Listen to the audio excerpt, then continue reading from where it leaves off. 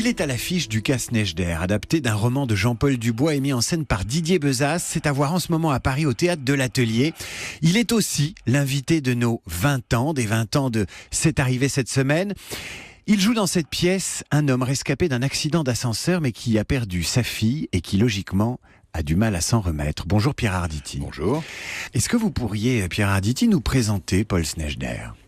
Paul Snejder, c'est quelqu'un d'assez simple et probablement d'assez ordinaire d'ailleurs, qui vit avec une cadre supérieur d'une entreprise, d'une multinationale. C'est un type qui, au fond, est assez effacé, qui évidemment a le malheur de vivre un accident d'ascenseur au cours duquel il perd ce qu'il a sans doute de plus cher au monde, c'est-à-dire sa fille. Et il n'aura de cesse d'essayer de comprendre d'abord pourquoi cet accident a eu lieu, pensant que quand il comprendra pourquoi l'accident a eu lieu, il comprendra pourquoi sa fille est morte. Il se rendra compte que cette question n'est pas la bonne. Et la perte de sa fille lui fait toucher du doigt, au fond, ce qu'il est et ce qu'il ne regardait pas. Et interné parce qu'on le finit par le prendre pour un fou, il peut enfin fabriquer un monde qui sera le sien et dans lequel il retrouve la seule chose qui compte pour lui, c'est-à-dire sa fille. Comment on mobilise les ressources pour jouer un tel personnage qui est au bord de la folie mais qui n'y tombe pas, qui est dans un chagrin, qui est dans une obsession? Où sont les ressources de Pierre Arditi là? Il faut aller chercher des pertes, des êtres disparus. Il faut aller des amis. chercher ce qui déchire l'âme. C'est comme ça. Après, tout le problème est de ne pas tomber dans le psychodrame. C'est ça qui différencie un acteur de quelqu'un qui simplement se ferait souffrir et ferait sortir des larmes qui sont les siennes. Les larmes de Pierre Arditi, tout le monde s'en fout et on a bien raison de s'en foutre. Le problème, c'est que ce ne sont pas les larmes d'Arditi, ce sont les larmes de Snejder. Mais pour que Snejder pleure, il faut que Arditi pleure aussi.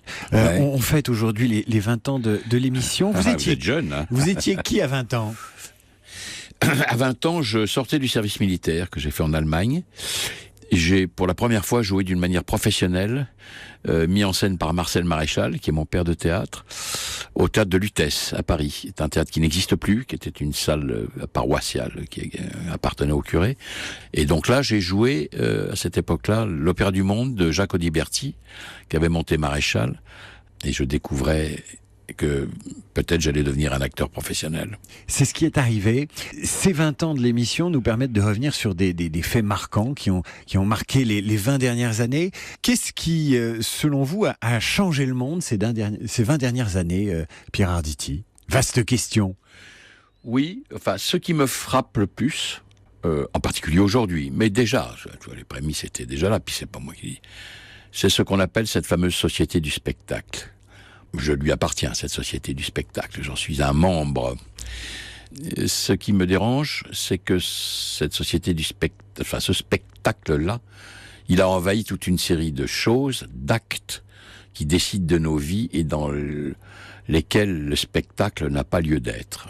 Si vous voyez ce que je veux dire. Vous pensez à la politique, vous pensez à Trump, je pense à la politique, bien entendu, où je pense qu'en 20 ans, tout ça s'est beaucoup dégradé. Je le dis franchement comme je le pense. Il y a toujours des gens qui valent le coup, qui sont intéressants, bien sûr.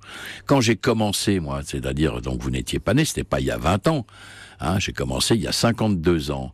Il y a 52 ans, quand vous disiez que vous étiez acteur, on vous répondait « Qu'est-ce que vous faites à part ça ?» C'était pas un métier de faire du spectacle. Aujourd'hui, c'en est devenu un. Et ceux qui, finalement, le font le moins, ce sont plutôt les acteurs. Ça perturbe le Pierre Arditi qui est engagé, qui a jamais caché ses convictions de gauche. Comment ce Pierre Arditi-là regarde la campagne présidentielle? Elle est plus spectaculaire? Elle n'est pas spectaculaire. Non, enfin, elle est à rebondissement, ça c'est le moins qu'on puisse dire, mais elle est surtout plus floue, plus trouble, parfois plus marécageuse. On attend relativement vainement ce que tout ce petit monde a à nous proposer, à proposer à la société à laquelle ils appartiennent. Nous sommes plus dans une lutte des égos démesurée que dans des propositions importantes pour les gens qui attendent de moins mal vivre. Pierre Arditi, on va revenir au Théâtre de l'Atelier. J'ai amené une partie de votre texte, texte qui est lu dans cette pièce qui a cette originalité, c'est qu'il y a évidemment des dialogues, des échanges entre acteurs, et puis il y a une voix off qui nous rend une fidélité au roman d'origine de Jean-Paul Dubois. Et cette voix off fait de ce spectacle à la fois un morceau de livre, un morceau de littérature, et puis en même temps une pièce de théâtre. Alors on va pas jouer au théâtre, vous et moi, mais éventuellement vous pouvez nous lire un de ces passages de cette voix off, qui est un des plus drôles d'ailleurs de la pièce. Oui. Si vous le voulez bien. Je vous l'ai mis en gras. Bon, c'est gentil parce que je vais être obligé de mettre mes lunettes malgré tout. Vous voudrez bien ne pas appeler ça une voix off, mais plutôt une voix intérieure, parce que elle n'est pas off, elle sort de la tête du personnage. Voilà. On entre dans ses pensées. Oui, on entre dans sa tête. Vous vous arrêtez quand vous voulez. J'en ai mis beaucoup, mais enfin... Oui, oui. Depuis près de 2 ans, Anna a un amant. Elle multiplie les petits mensonges inutiles pour camoufler son emploi du temps. Je l'ai vu descendre de la voiture de son ami. Il l'embrassait sans retenue et lui offrait des fleurs. Ce soir-là, je notais aussi que pour la première fois depuis notre installation au Canada, ma femme était rentrée à la maison en rapportant un poulet rôti. Et c'est ainsi que depuis 2 ans, les mardis et vendredis de chaque semaine, nous mangeons de la volaille dorée. Longtemps, j'ai été intrigué par ce rituel. J'y cherchais toutes sortes de symboles ou de messages subliminaux, même si l'explication est beaucoup plus simple. À côté de l'appartement où Anna se fait baiser, il doit y avoir un rôtisseur chez qui elle a pris l'habitude d'acheter une bête, prête à être servie, prête à être avalée. Et j'avale. Et nous, on boit vos paroles, Pierre Arditi. Pierre Arditi, merci d'avoir été avec nous sur Europe 1 pour les 20 ans de cette arrivée cette semaine, cette arrivée demain. C'était un plaisir de vous recevoir. C'est un plaisir d'être avec vous, enfin, mon cher David. C'est vrai que j'attendais depuis longtemps de vous interviewer.